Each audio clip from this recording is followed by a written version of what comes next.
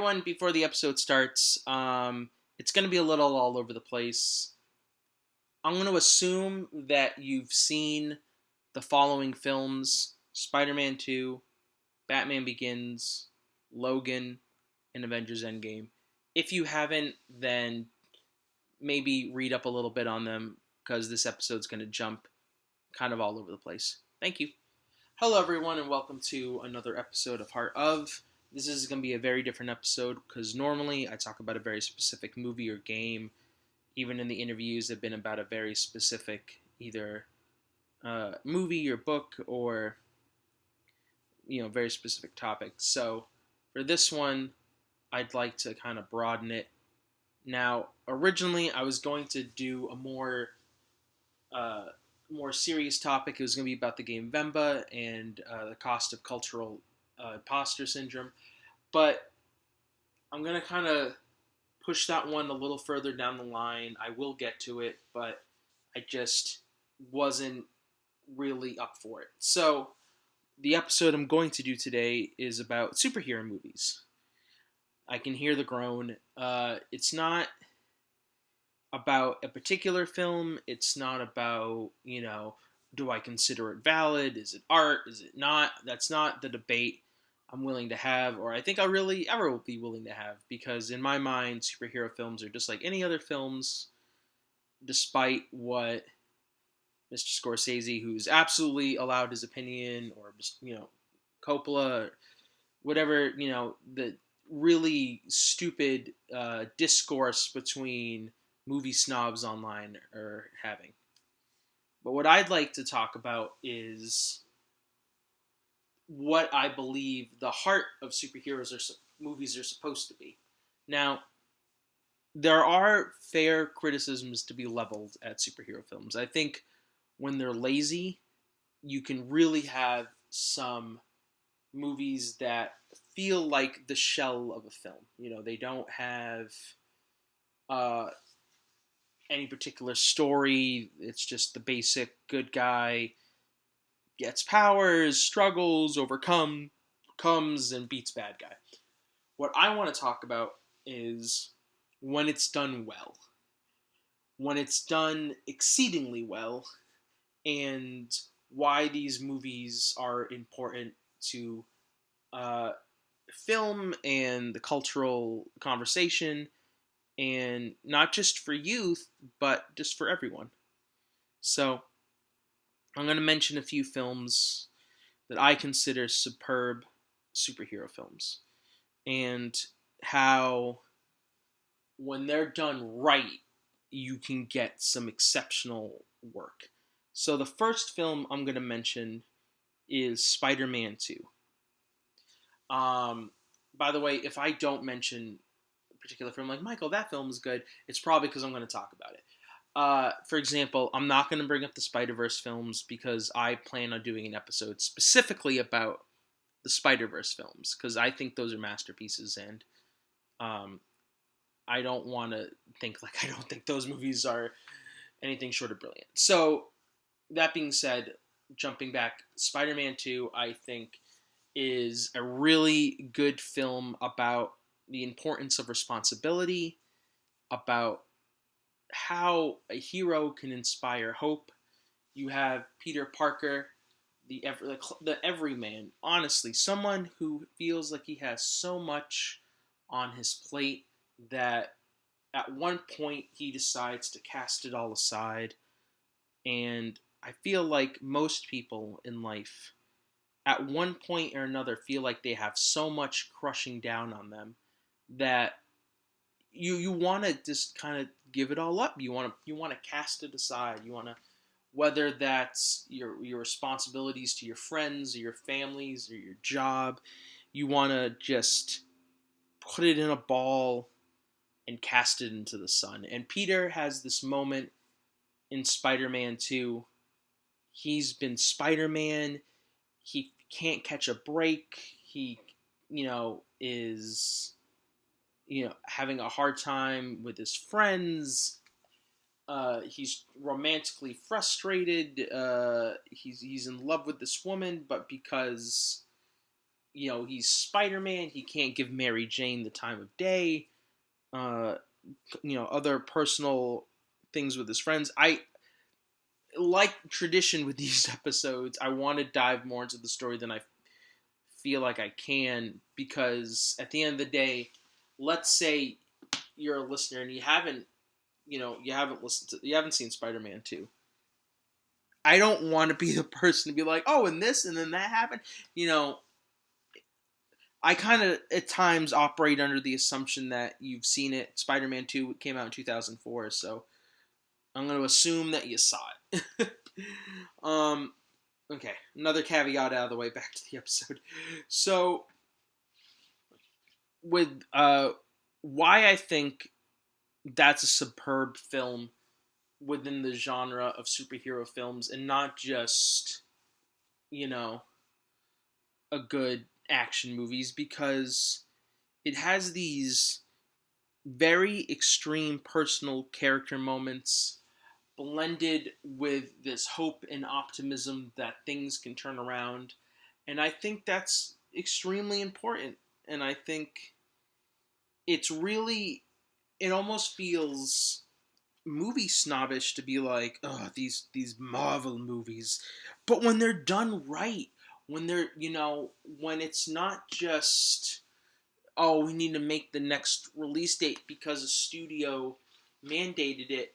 You have these directors and writers and actors that put so much heart and passion and love into these movies that you get something like Spider-Man 2 that is, it touched millions of people for years and years, and it's a film that I can still go back to and watch and get emotional and well up, and it's about doing the right thing. And I think you can argue that's the crux of the Tobey Maguire trilogy, is it's about these three people, Harry, Peter, and MJ, and how they loved one another, how they hurt one another, how they have to step up in the end and do the right thing. And the crown jewel of that trilogy is Spider-Man 2, with its themes of responsibility, of giving up, your own flights of fancy to do the right thing. And I think that's incredibly important. Another film that I would consider a superb superhero film, Avengers Endgame, the culmination of 22 at that point, I think, films in the MCU. Uh, and what I like about that film is you have these heroes and they're settling into their loss after the events of Infinity War, losing to Thanos, having lost half of the universe. How do you pull yourself back up? How do you fight for the people you love and, you know, still sacrifice? And you, what I love about it is you just, you've fallen in love with these characters. And look, the MCU is not perfect, but again, when you have writers and directors and actors that care about these projects, it's not just a spectacle film. It's not just a summer blockbuster. It's a movie that, you know, you care about. You care about these characters, and seeing, you know, what how the story affects you. And I remember being in the theater and getting emotional, welling up at a lot of moments. It's just, you know, again, very similar to Spider-Man 2 and theming of just pulling yourself up and the things you have to do for the people you love, I think, is a very universal theme. Um, and I think it's really interesting, and especially how, seeing young kids look at these movies, you know, and just how emotionally effective they can be. And again, I understand the criticism of you can oversaturate, but look at it like any other genre. And you're going to have your good ones and your bad ones. That's just inevitable. And ultimately, box office success or failure doesn't necessarily mean the film is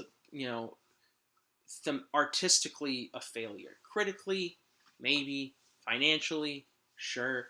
But I hate how we live and die off of Rotten Tomato numbers and box office numbers and not genuine discourse between people.